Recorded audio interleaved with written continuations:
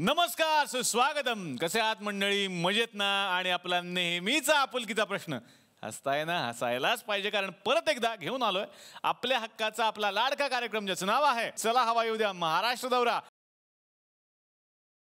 काय म्हणतो मंडळी, महाराष्ट्र दौरा चालू आहे की नाही? चालू आहे ना. पण आज जरा वेगळ्या ठिकाणी आलोय असं वाटतंय ना तुम्हाला? काय मंडळी, तुम्हाला म्हणून सांगतो सिक्रेट, हे माझं नवीन घर आहे. हो, मी विकत घेतलंय. काय झालं ना, तो आपला तुकरटवाडीचा चौक असतो, त्या चौकामध्ये मला भाड्यानं दिला होता कॅफे आमच्या सरपंचांनी. मग म्हटलं रस्त्यावरती किती दिवस कार्यक्रम करायचा, आणि तुमच्या आशीर्वादाने शोसुद्धा हिट झाला. थोडेसे पैसे जमले, मी हे घर घेऊन टाकलं. कसं वाटलं तुम्हाला? छान ना? हां, मी ठरवलं की आजच्या दिवशी या घरात सगळ्यांना पार्टी द्यायची, आणि म्हणून त्याच निमित्तानं पार्टी करायला मी काही दिग्गज कलाकारांना आमंत्रित केलेलं आहे. आणि अर्थातच ते आज आपल्याकडे येणार आहेत. दोन असे सिनेमे ज्यांची सगळीकडे आत्ता खूप चर्चा आहे, आणि त्याच सिनेमाच्या निमित्तानं या सिनेमातले दिग्गज कलाकार आज माझ्या या घराला भेट द्यायला येणार आहेत. तर पहिला सिनेमा आहे सरपंच भगीरथ, आणि या सिनेमाच्या निमित्तानं सुरुवातीलाच मी आमच्या या घरात आमंत्रित करणार आहे अशा एका व्यक्तीला. खरं तर त्यांच्यामध्ये आणि माझ्यामध्ये एक छोटंसं साम्य आहे. नाही, अभिनयाच्या बाबतीत ते देवच आहेत माझ्यासमोर. एक छोटंसं साम्य म्हणजे मी पण डॉक्टर आहे आणि ते सुद्धा डॉक्टर आहेत. पण वैद्यकीय क्षेत्रात पेशंटची नाडी बघायची सोडून त्यांनी प्रेक्षकांची अचूक नाडी पकडली, आणि त्यानंतर जगभरातल्या रसिक प्रेक्षकांवर आपल्या अभिनयाची मोहिनी त्यांनी घातली. अतिशय मनापासून या मंचावरती आपण आमंत्रित करूयात डॉक्टर मोहन आगाशे यांना.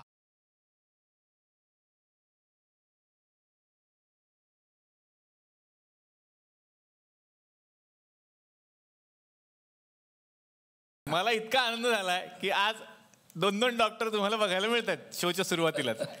डॉक्टर, हे नवीन घर घेतलं बरं का मी. अप्रतिम. हा, मी त्या चौकातून इकडेच आला डायरेक्ट. चौकातून डायरेक्ट घरामध्ये झालो. म्हटलं प्रेक्षकांना दाखवायला पाहिजे ना की बघा, तुमच्या आशीर्वादाने केवढं मोठं घर घेतलंय मी. चला, मी आता चौकात जायला निघतो.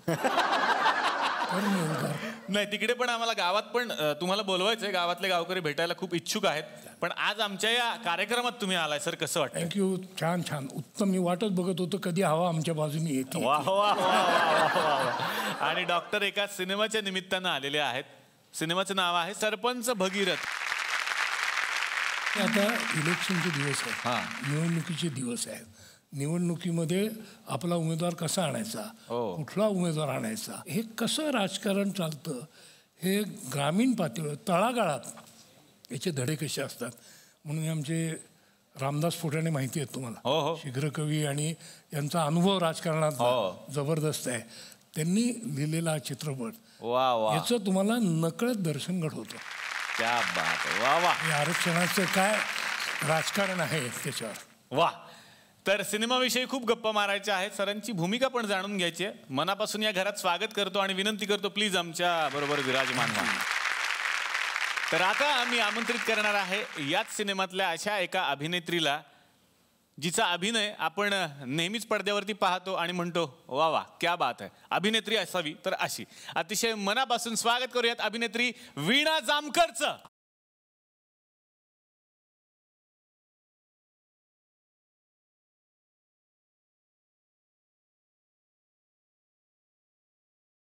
आज वीणा थोडी थोडी विद्या बालन पण दिसते असं मला बघताना असं वाटलं आज. हा, म्हणजे मी दरवेळेला आले की तुम्हाला विद्या बालन म्हणतो. पुढच्या वेळेला माधुरी दीक्षित म्हणे, मी हिरोईन देते. विद्या बालन इथे येईलच. सोनम कपूर येऊन गेलीये, तिला म्हण की तू वीणा जामकर सारखी दिसतेस. वा वा. तुला कसं वाटलं सोनम कपूर आलेला एपिसोड? खूपच छान. म्हणजे चला हवा येऊ द्या हा एपिसोड इतका मोठा व्हायला लागला की हिंदीतल्या कलाकारांना सुद्धा मराठीत यावं लागतंय प्रमोशनसाठी. ही खूप मोठी गोष्ट आहे. पण आरक्षण फक्त मराठी कलाकारांसाठीच आहे इकडे, जो आपला मुद्दा आहे.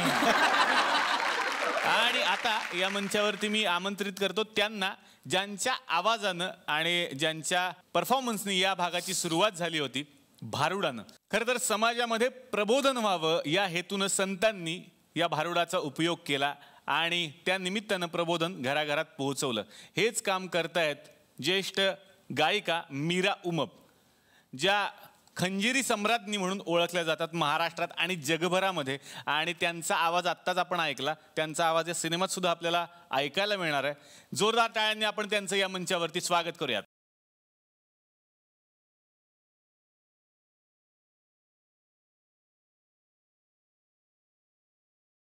खरं तर सुरुवातीला सांगायला आवडेल मला की त्यांच्या आवाजात तर खूप मोठी जादू आहे, ती आम्ही अनुभवलीच. जगभरात तुम्ही या भारुडाचे प्रयोग करत असता आणि ती जी खंजिरी आहे ती साधीसुधी खंजिरी नाही आहे, तिला खूप मोठा इतिहास आहे. तो तुमच्याच तोंडून ऐकायचा आहे. ही खंजिरी म्हणजे राष्ट्रसंत तुकडोजी महाराजांची. वा वा. आणि ह्या खंजिरीच्या झलकारावर राष्ट्रसंत तुकडोजी महाराजांनी की जनजागरणाचे कार्यक्रम केले. वा. आणि वयाच्या 7व्या वर्षी मला ही खंजिरी बाबांनी भेट दिलेली आहे. वा वा वा वा. तसं तर माझ्या आई वडीलच कलाकार.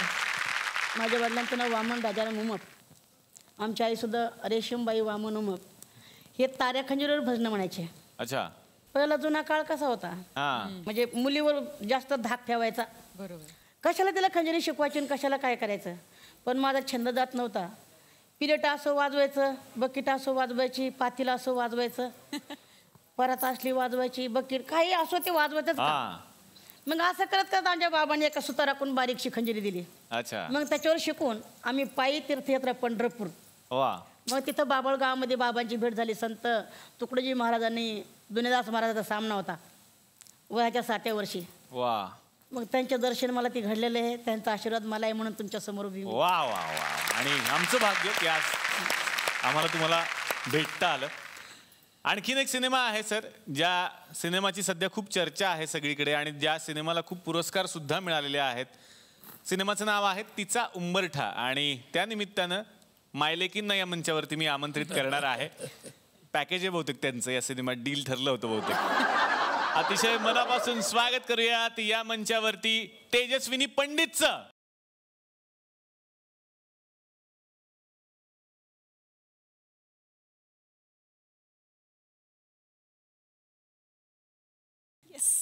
आणि यानंतर स्वागत करूयात आईंचं. जोरदार टाळ्या झाल्या पाहिजेत अभिनेत्री ज्योती चांदेकर यांच्यासाठी.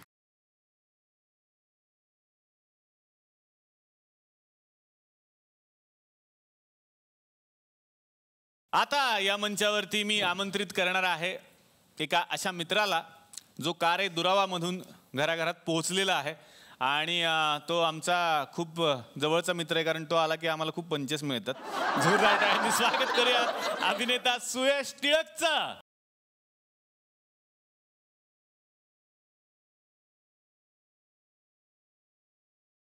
सुयश, मनापासून स्वागत. विनंती करतो प्लीज आमच्या बरोबर बस. आणि आता मी आमंत्रित करणार आहे आणखीन एका अभिनेत्याला, ज्याचा अभिनय या सिनेमातून आपल्याला बघायला मिळणार आहे. आणि नाना पाटेकरांशी त्याचं एक वेगळं नातं आहे, ते आल्यावरती आपल्याला कळेल. जोरदार टाळ्या अभिनय पाटेकरसाठी झाल्या पाहिजेत.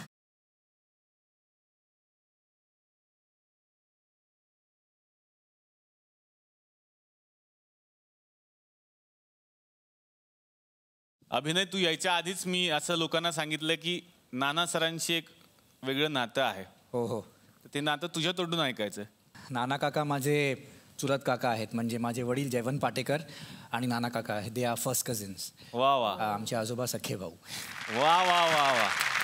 मला वाटलं तुझाही आवाज तसं झालं. आले तुम्ही अरे निलेश कसा आहे सर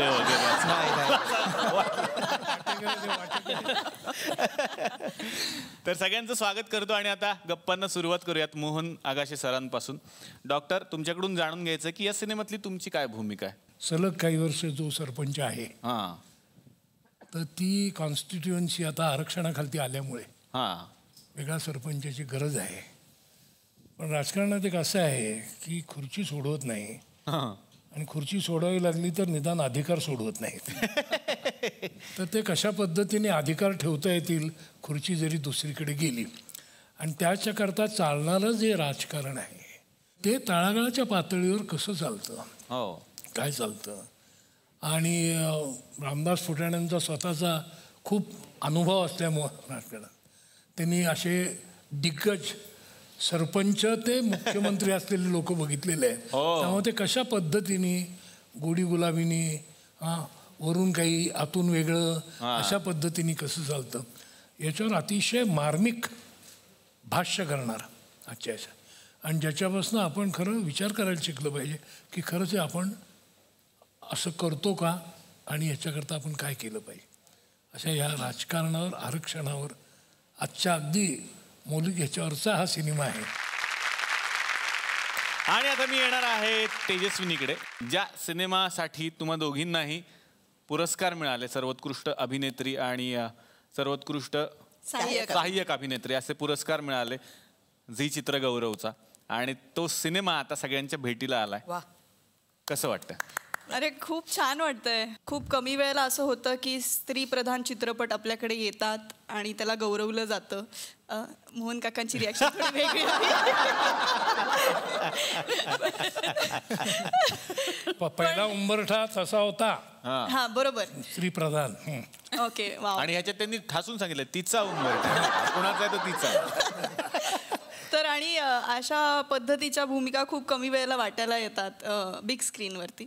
अजूनही कुठेतरी स्त्रीला कमकुवत समजलं जातं. तिला अगदी तिच्या घरोघरी ज्या अडचणी असतात छोट्या मोठ्या त्याला सामोरं जावं लागतं, त्याच्यातनं मार्ग काढावे लागतात. आणि जेव्हा तिच्यावरती एक अत्यंत अवघड परिस्थिती येते अशा वेळेला कुटुंबामध्ये, तर तेव्हा ती कुठल्या पद्धतीने स्वतःसाठी उभी राहते आणि कुठल्या पद्धतीने तिचा उंबरठा ओलांडत नाही, किंवा जर का ओलांडला तर तिच्या अटी काय आहेत ओलांडताना, हे या चित्रपटाच्या मार्फत आम्ही प्रेक्षकांसाठी आणतोय. वा. आज तुम्ही माझ्या विनंतीला मान देऊन माझ्या या घरामध्ये आलेले आहात.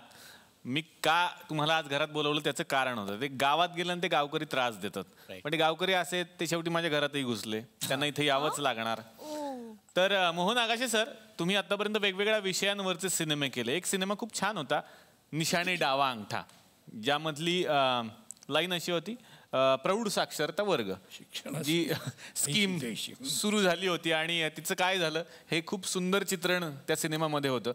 पण ते प्रौढ साक्षरता वर्ग जे प्रकरण आहे ते आमच्या गावात सुद्धा आहे. आमच्या गावात सुद्धा तो वर्ग भरतो म्हणे. तर बघायचंय तो वर्ग कसा असतो, तिकडे कोण शिकवतात आणि तिकडे कोण शिक्षण घेत आहेत, बघूयात.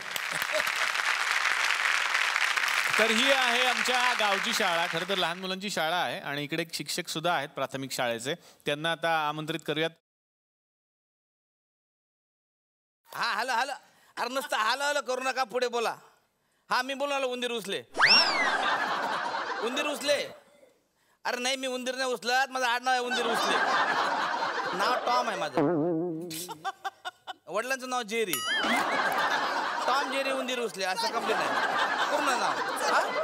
हा हा हा नाही नाही हा इथं मास्तर आहे मी शाळेमध्ये. हा हा शाळा काय म्हणते म्हणजे? शाळा काय म्हणणार आहे? पोट्टे तर पाहिजे शाळेत काय म्हणाला नाही. सहलीला गेले सगळे.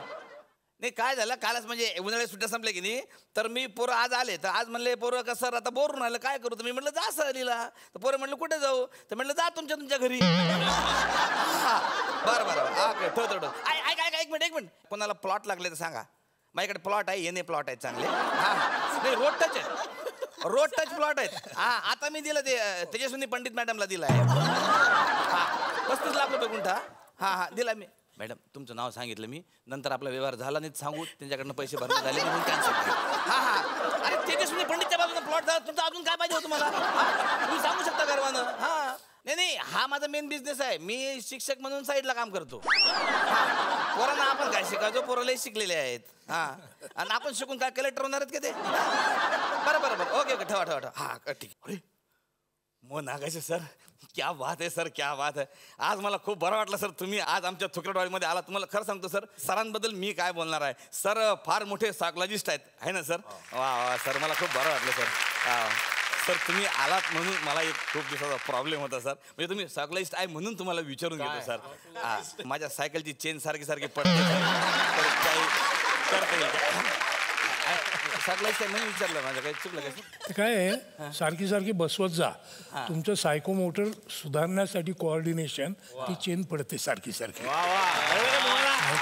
कोऑर्डिनेशन सरांचा म्हणजे किती विषयात अभ्यास आहे सर, तुम्हाला सांगतो. म्हणजे सर तुमचे पिक्चर मी बघितलेले आहे सर.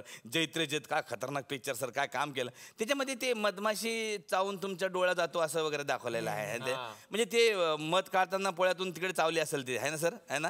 पण ते मला नाही चावली सर कधी. का? मी डब्यातनं मध काढतो. डब्यात नाही कसं आहे सर, पोळ्यातनं मध काढलं ना प्रकाशन आगाशी येणारच ना. आपलं हे प्रकरण आगाशी येणारच म्हणलं सर. गंमत सोडा सर. आज इतके मोठे माणसं आमच्याकडे आले, खूप आम्हाला बरं वाटतं सर. म्हणजे तुमच्याकडनं काही नेहमी शिकण्याची प्रेरणा आम्हाला मिळत असते. आम्ही असं शिकत असतो सर. पण तुम्ही येत जा सर आमच्याकडे, फार बरं वाटतं आम्हाला. नमस्कार तेजस्वी मॅडम, परत एकदा तुम्ही आल्या. मला ना सर ह्या मॅडमचा कॉन्फिडन्स आवडतो सर. काय काय कॉन्फिडन्स असावा एखाद्या बाईकडे. हा म्हणजे गाण्यातलं काही येत नसताना आडनाव पंडित लावलं, हे फार महत्वाची गोष्ट आहे मॅडम. तुम्ही पंडित लागता सर. पण मी तुमच्यावर पंच टाकणार नाही मॅडम आता. नाही मी काय आहे, अख्खा एक ॲटमच करायचं ठरवलंय तुमच्यावर. अरे मम्मी पण आले आहे सोबत, ज्योतिताई. म्हणजे तुमचं पॅकेज दिलंच आहे वाटते. मागच्या वेळेस पण सोबतच आले. मी ज्या कामासाठी ते राहिले सर, इथं स्किट करायची आहे आम्हाला. तर मी प्राथमिक शिक्षक आहे सर. हा एक मिनिट. आलो. काय म्हटलं? प्रौढ साक्षरता वर्ग तपासायला साहेब येणार आहे. अरे मग आता कुठून आणू मी हे म्हातारे कुतारे? ऐका ना. हो हॅलो. हो नाही मी करतो काहीतरी ॲडजस्टमेंट करतो. सांगा सर, पोरं घरी पाठवले, आता ते प्रौढ साक्षरता अधिकारी येणार आहे तपासायला. आता मी कुठून आणू म्हातारे कुतारे? हावसाबाई.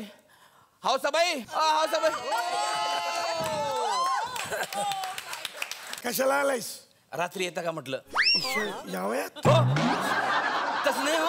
शाळेत जे मोठे साहेब येणार, तुम्ही या ना पटकन. या ना, बसा ना 2 मिनिटं. मी सांगतो ना तुम्हाला नंतर. गाडवे पाटील. हॅलो मास्तर, काय काम काढलं एवढ्या रात्रीचं? हा कोण आहे? हा कंदिलाचा स्टँड आहे. कंदील त्याला सोबत घेऊन आले. गावात एकट्याकडेच कंदील आहे, म्हणजे त्याला घेऊन जावं लागतंय रस्ता दाखवण्यासाठी. तुम्ही कसले पाटील, तुम्ही कंदील घ्यायचा नाही एखादा? आमच्या घरी इन्व्हर्टर आहे. लाईट आहे का त्याला? चालायचंय का असं इन्व्हर्टर? लाईट नसली म्हणून काय झालंय, इन्व्हर्टर आहे ना. त्याच्यात हल्ली पाणी पण थंड होतंय. तो फ्रीज असतो. माझं काय म्हणणं आहे, 2 मिनिटं मला थोडी मदत करा. मी काय म्हणतो, तुम्ही येता काय शाळेत बसायला? मी काय म्हणतो, शाळेत पोरं असतील, आपण घरीच बसू की. अरे तसं नाही हो. असं म्हणजे शाळेत म्हणलं शिक्षणासाठी बसणार काय म्हणलं थोड्या वेळ असं. मी नाही बसणार, लय झोप यायला. ऐका ना 2 मिनिटं. नाही रे, नाही. जाऊ द्या आता, तुमची इच्छाच नाही म्हणल्यावर काय. तशा हौसाबाई आल्या होत्या. हौसाबाई हाय वय. चल की मग, कुणी अडवले? चले हे कुठे गेले? व्हॉट्सअप. बरी असतो. ऐका ना, ते कुठे गेले ते कानफाटे? मी काय म्हणतो, शाळेत बसा. नको शाळेत कसं दिसेल ते? इथेच बसतो कुठे? अरे शाळेत कसं बसायचं आता तुम्हाला कळतं का? तसं नाही हो. शाळेत शिकायला चला, शिकायला. अरे उलट बोला ना, त्यांना सांगा विकायला बोला. विकायला चला, विकायला. एक मिनिट मास्तर, मला एक सांगा, नेमका प्रॉब्लेम काय आहे तुमचा? नाही काय झालं माहितीये काय, आज ना शाळा तपासायला साहेब येणार आहे. हे म्हणजे प्रौढ शिक्षण वर्ग आहे. नाही आम्ही अजिबात इथं बसणार नाही. चले दाखव रस्ता. ऐका ना, असं करू नका. माझं आहे. मी काय म्हणतो, तुम्ही ना 1 तासभर बसा फक्त.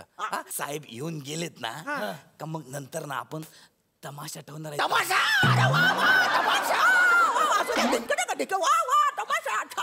मतलबी बहिर आहे रे हा माणूस. नाही, तुम्ही चांगलं प्रयोजन केलेलं आहे. म्हणजे शाळेत जाणं गरजेचं आहे, शिकणं गरजेचं आहे माणसाला. तमाशाचं नक्की आहे ना? हा नक्की. शाळेत गेलंच पाहिजे आपल्याला, जायलाच पाहिजे. हे बघ, ऐका शांतता, ऐकून घ्या. साहेब येतील की तुम्हाला प्रश्न विचारतील का बा हे शाळा चालते का, तुम्ही काय सांगणार?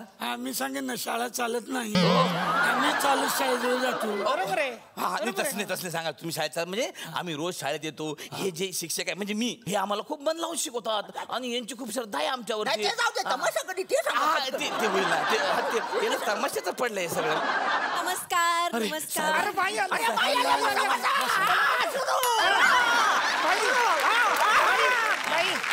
उद्या सुरू घ्या एखादं नाच. घ्या. गप्पा बसा. बाई हो द्या का तिला? बाई होऊ द्या. काय चाललं? लावणी काय बोलताय ते? नाही, आम्ही शेतीविषयक शिकवतो ना मॅडम. शेतीविषयक क्लास चालू आहे म्हणून ते लावणी चालू आहे. तुम्ही गेल्यावर ना यांना कापणी शिकवणार आहे. मी अशी कापणी शिकवणार आहे ना, जबरदस्त कापणी. फार हुशार पोरं आहेत मॅडम. चांगला रिस्पॉन्स एकदम. मी लावलाय काय? Respond powder. तिथपर्यंत वास गेला. रिस्पॉन्स नाही रिस्पॉन्स म्हणजे ना इंग्लिश शब्द राहत होतो. म्हणजे रिस्पॉन्स भात, रिस्पॉन्स बिर्याणी, रिस्पॉन्स कोलीवाडा. तसं ते समुद्रात असतं नाही का रिस्पॉन्स असं असतं. एक मिनिट. नाही रिस्पॉन्स नाही, रिस्पॉन्स म्हणजे प्रतिसाद. वा मला पण द्या. कुठल्या देवाचा आहे? काय तीर्थप्रसाद. तीर्थप्रसाद नाही हो, प्रतिसाद. फारच आवडते मुलांना शाळा वाटतं. आपण आता बघूया की तुम्हाला सगळ्यांना नेमकं काय काय येतं. तर आता आपण थोडी चालेल.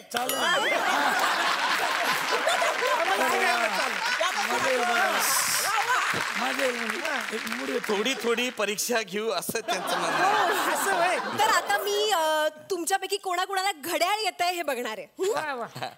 आता पहिला प्रश्न असा आहे, जर छोटा काटा 12वर असेल आणि मोठा काटा सुद्धा 12वर असेल तर काय म्हणाल? घड्याळ फालतोय. काय घड्याळ फालतोय ना. इथं माझ्या घड्याळात 9चा आकडा दाखवायला लागलाय आणि यांचं 12चा. म्हणजे यांचं घड्याळ फालतू नव्हतं का? आजोबा कसं आहे की उदाहरण आहे. हा छोटा काटा 12वर आणि मोठा काटा सुद्धा 12वर म्हणजे वाजले की 12.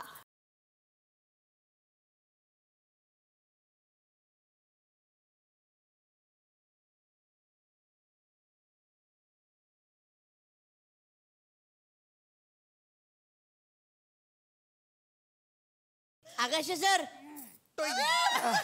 लागला का बाण? सर तो काढा आणि तसंच मारा म्हणजे काय पायी आले तर ठीक आहे, पण एवढे लांब का उभे आहेत? जवळ या की. केवायसी दिसते. अहो मी एवढीच आहे. एक मिनिट.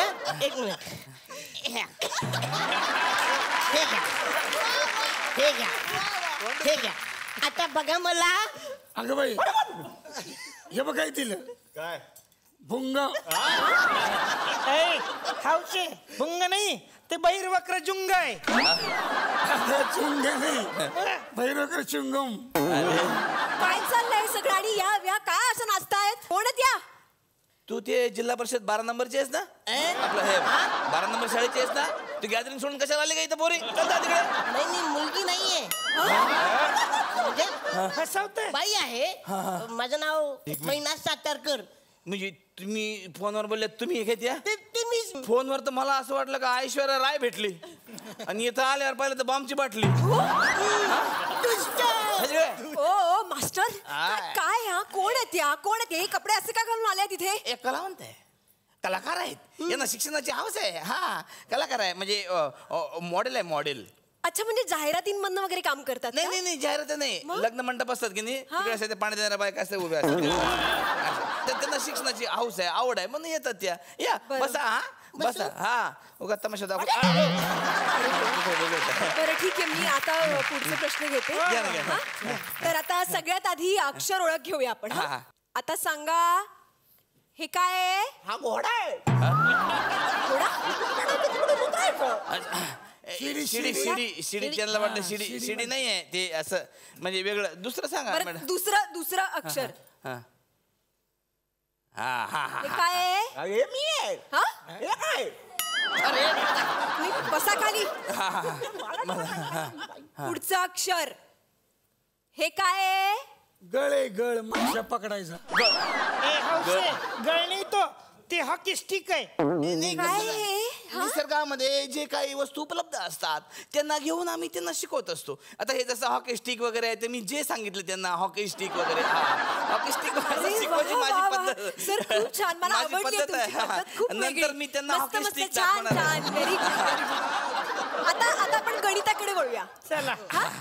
सगळ्यात आधी आजी तुम्हाला माझा प्रश्न आहे. विचारा. तुमच्या चहाच्या कपामध्ये मी चहा नाही पित. नाही समजा आजी गणित. तुमच्या चहाच्या कप मध्ये तुम्ही 1 चमचा साखर घातली आणि तुमच्या सुनेना 1 चमचा साखर घातली. पाणी नाही विचारत, तिच्याबद्दल काही सांगू नको. नाही तसं नाही आजी. तिने संसार नाही, आम्ही केलाय संसार, आम्हाला माहिती. आजी संसाराचं नाही. जेवायला मागली, जेवायला देते. आजी तुम्ही आजी तुम्ही खूप पर्सनल होऊ नका. माझं गणित आहे, फक्त उदाहरण आहे. बोलू शकतो हौशी. मी बघितलंय नाही का? हा, इतकी वर्ष काय बघितलं मी गावात. एक आजी हे फक्त उदाहरण आहे. तुमच्या चहाच्या कप मध्ये तुम्ही 1 चमचा साखर घेतली आणि सुनेना 1 चमचा. अरे काय चाललंय? काय बोलते? हा काय बोलताय ना? आजी माझं ऐकून घ्या. हे फक्त गणित आहे. तुमच्या सुनेना जर 1 चमचा साखर घातली आणि तुम्ही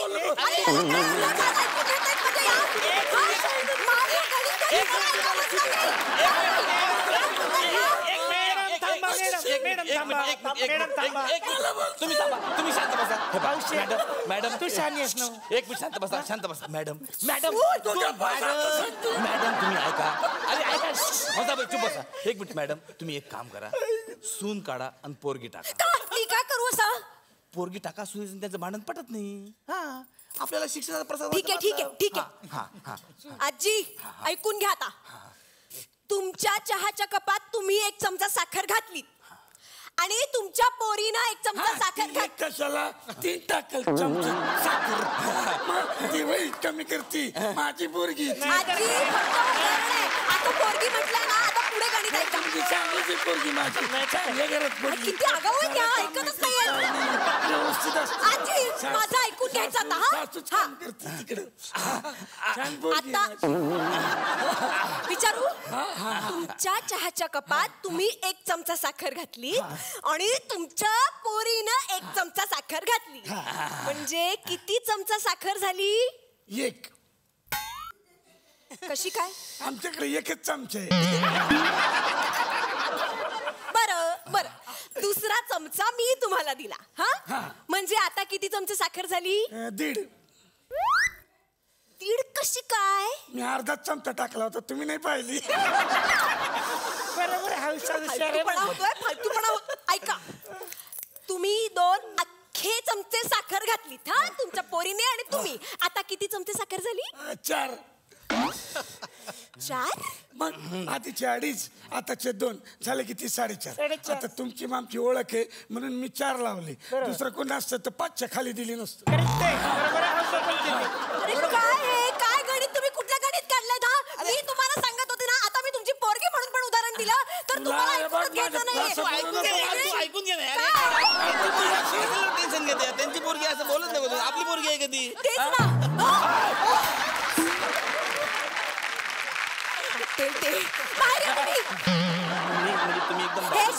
हे शिकवलं तुम्ही मुलांना?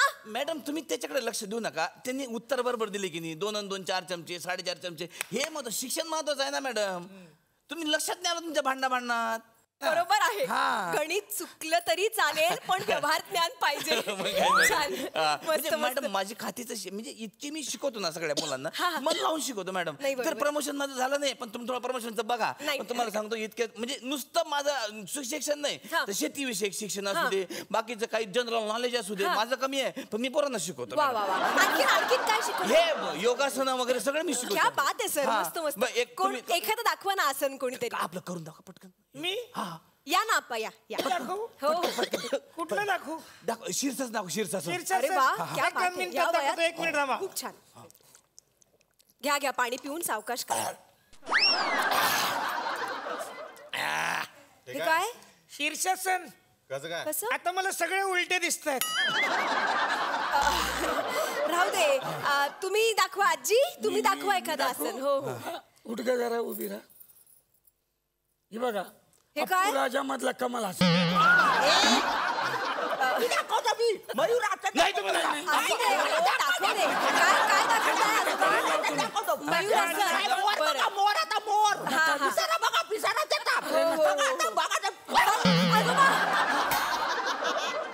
कानफाटे आप्पा. कानफाटे मोर दाखवता ना. मोर. काय झालं? काय झालं यांना? आता अण्णा नो मोर. अण्णा तुमच्या अण्णा मी शाळा झाली का? अण्णा चला घरी अण्णा. शाळा सुट्टी असेल तर चला घरी अण्णा. चला. अण्णा ऑलरेडी घरी गेले. कुणाच्या घरी गेले? देवाच्या. अच्छा अच्छा.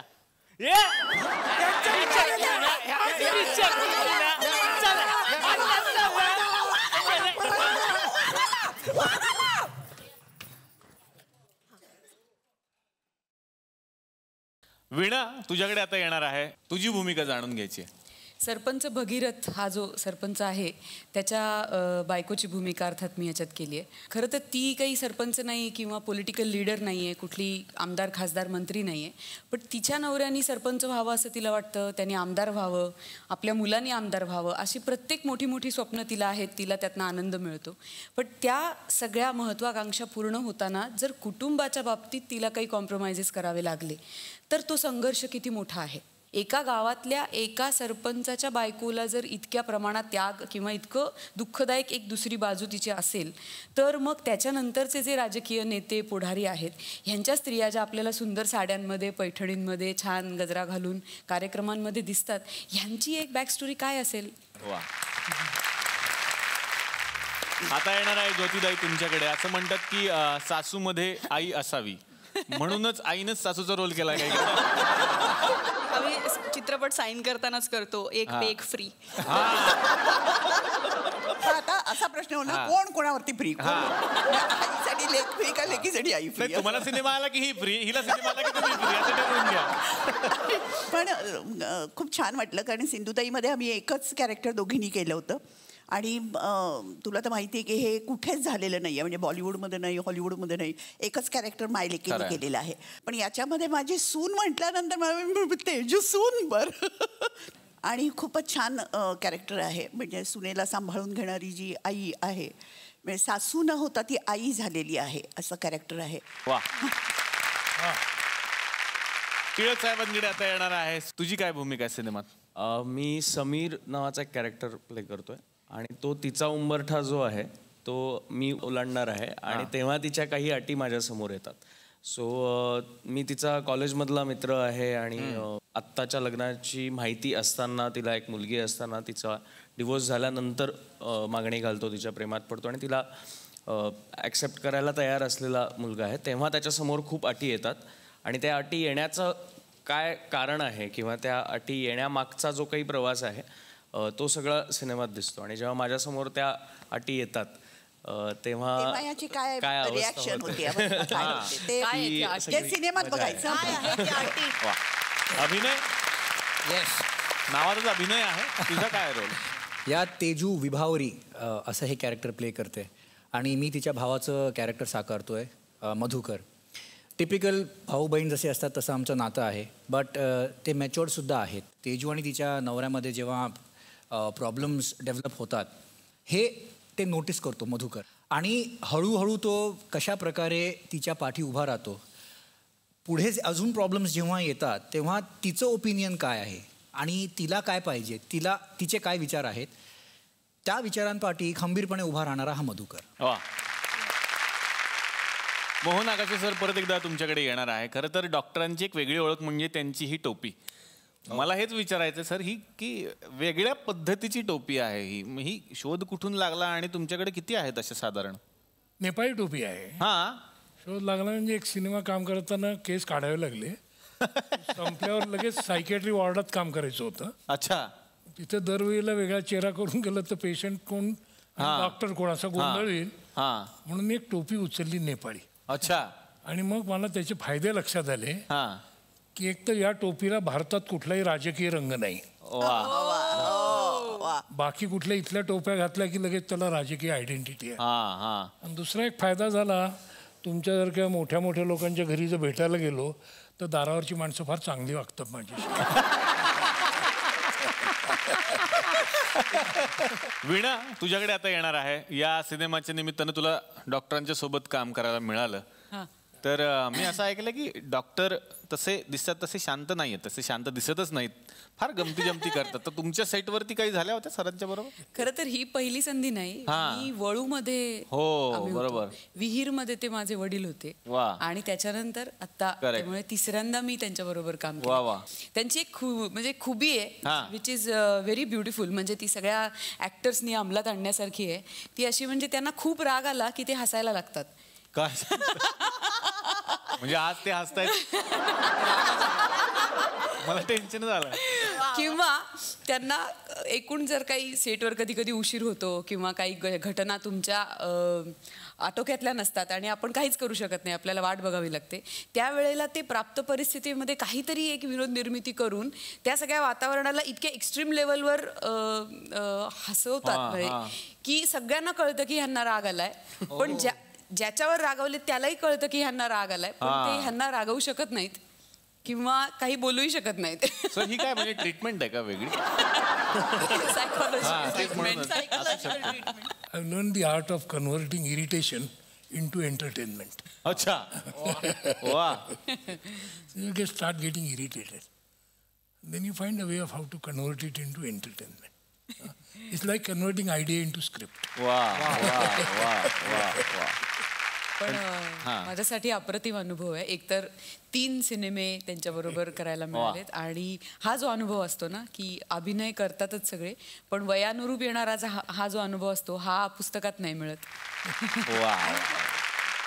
कळशीचा किस्सा सांग ना. कळशीचा काय किस्सा होता?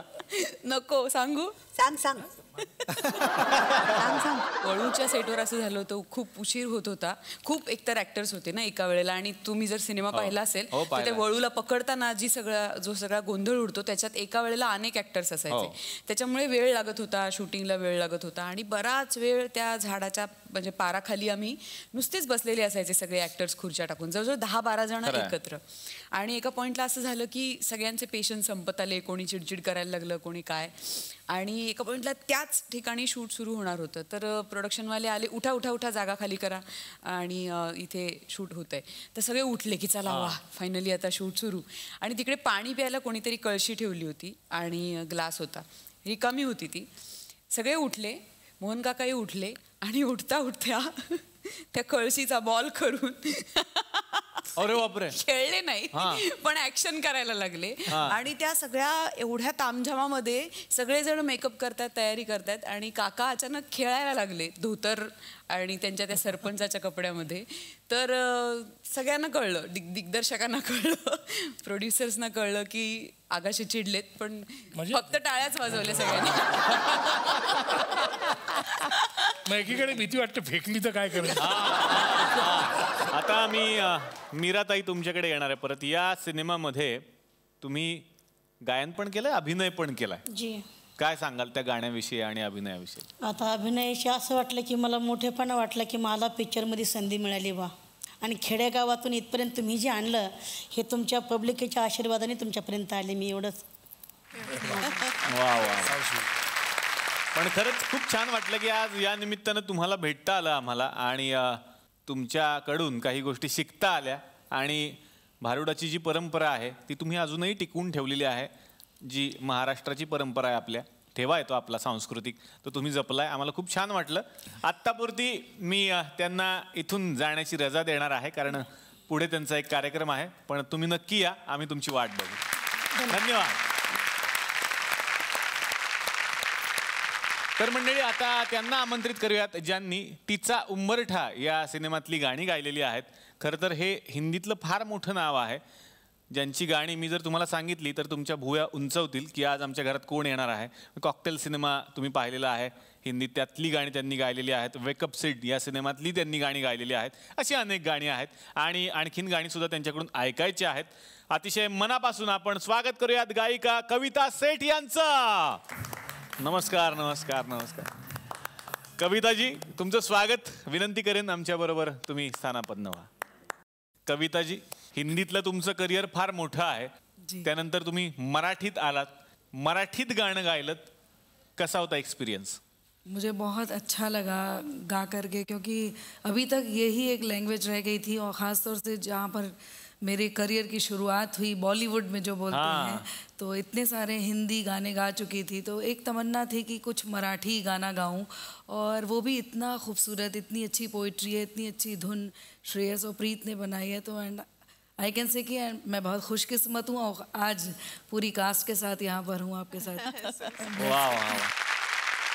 तर मंडळी आजच्या भागामध्ये सरपंच भगीरथ आणि तिचा उंबरठा या सिनेमातले कलाकार आपल्याकडे आलेले आहेत आणि हे माझं घर आहे, त्यामुळे मी विनंती करणार आहे की माझ्या घरात आजची रात्र सगळे राहा, उद्याच्या भागात सुद्धा आपण धमाल करूयात. भेटूयात याच पाहुण्यांच्या सोबत उद्याच्या भागात. आपल्या लाडक्या कार्यक्रमाचे नाव आहे चला हवा उद्या महाराष्ट्र दौरा.